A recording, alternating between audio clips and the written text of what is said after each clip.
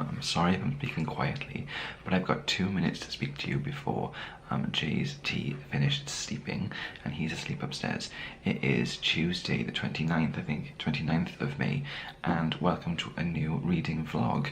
I really enjoyed making the Children of Blood and Bone reading vlog, and I'll link that below. So we're on to a new book, new reading vlog, new book. This one is The Knife of Never Letting Go by Patrick Ness. And look at this gorgeous 10th anniversary black sprayed edge edition. So what I'm going to do, the plan is to read, say, about 100 pages, and then I'll do a little sort of check-in with you. I'm going to give you a warning now though, there's probably going to be spoilers. I'll try not to spoil it too much. I'd rather tease you about what's happening in the book, and I want to talk about how I feel about it and how I feel about the characters and the writing style and that sort of thing. I'm going to try not to spoil it for you anyway. So that's where I am. I'm currently on page 85, and I'll talk to you about the first 100 pages when I get there. So welcome to the new reading vlog.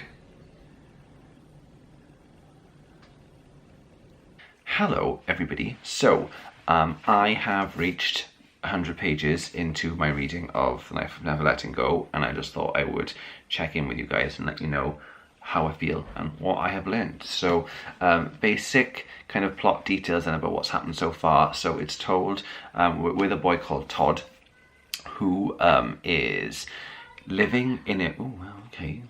My neighbours want to get involved. Todd is 12. He is about to turn 13. He's about to become a man, and he is the last child in this settlement. And the more you read into it, I think that there is a different planet. Actually, I think we might be on a different planet. I might be completely wrong, but it feels like we're on a different planet, and a bunch of settlers came to this planet to create a new society, a new, an Eden, I guess. They do belong to a church, so there is that sort of feel to it. And when they got to this planet and they have settled, there is the indigenous people, I think they're called Spacs. I think he calls them Spacs. I'm still learning the lingo. There was obviously a fight, and the settlers have oppressed the Spacs, and they killed them and they got rid of them. But before they got rid of them all, the Spacs released a virus, and this virus has it's done a couple of interesting things. It first of all killed all the women. So women and girls don't exist, and Todd's never seen a woman because he was, I think, born, and then his mum died when he was very, very little. So he's never seen one. And this society, as a result of this, of course, is failing because there's no reproduction. So that's actually really very, very interesting. The men of the society that are left are in a very dark place because there's no future. So what the Eden they came to create isn't going to exist. So that's really, really interesting. That's one sort of thing that the virus did. The other thing the virus did was it allowed the men to hear each other's thoughts. But I don't mean in a cool, like, focus your mind and listen kind of way. I mean all the time. And the thing that's really cool in this book, I'll show you a page, you're not going to be able to read it, it's fine. But here's an example of what the noise looks like. It's just words, pictures, sounds, videos, clips, images, just things happening all the time in your mind. You can hear it constantly. So that's a really interesting idea. And what I also liked about that was what he describes is that not all noise is truth or fact, because the men are choosing to remember certain things in a certain way. So they might think about their wife that's passed away, but they might think of her as taller, slimmer, prettier, whatever. I don't know. They what they're choosing to remember is what other people can see and experience themselves. So that's really interesting. And the kind of plot, the biggest plot point I suppose that's happened so far is that Todd is in a swamp. He's looking for apples. He's been asked to go get some apples, and in this swamp he finds a place where he can't hear any noise. There is quiet, and that is unheard of. It's quiet, silence. You can't hear anything, any of the noise, any of the people's thoughts, nothing.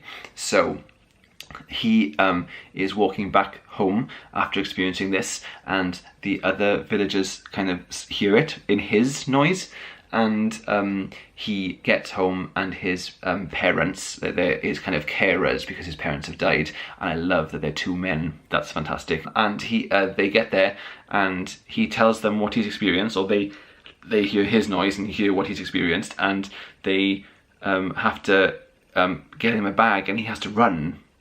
And sort of that is the kind of the crux of what's happened so far. I'm not going to give away the twist. I may give away the twist in the next little bit. But so far, that is what's happened in the plot. And he's running, and he doesn't know why. So that's really, really good. So I like the plot's quite fast-paced so far. And the other thing I really like, very quickly, because I'm speaking, it's already been 5 minutes. The other bit I like is the actual narration. So it's in first person in Todd's mind. And I like that the spelling is how a word sounds, not how it's spelt. So I'll give you an example, because he works on a farm, lives on a farm.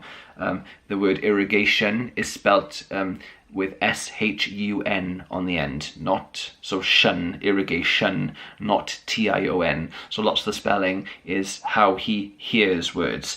And at first it took me out of the reading and was like, oh, what does that say? I had to try and work out what he was trying to say, because it doesn't look right. So you make the sounds out loud, and then you're like, oh, okay, that's what that is, irrigation. And so there's a few words like that, and I actually quite like that. It's quite quirky. It's been a while since I've read a book that's done clever things with language like that, so that's cool. And the book is in parts, so I finished part 1 and nearly finished part 2, 103 pages in so far. I like Todd, I like the twist, I like the fact that it's on an alien world. I didn't expect that. I like the kind of dysfunctional dystopian society. That's interesting. The fact that women are dead, very interesting. The noise is very interesting. Yeah, I wonder. I have no idea where this book is going at this point. Absolutely no idea.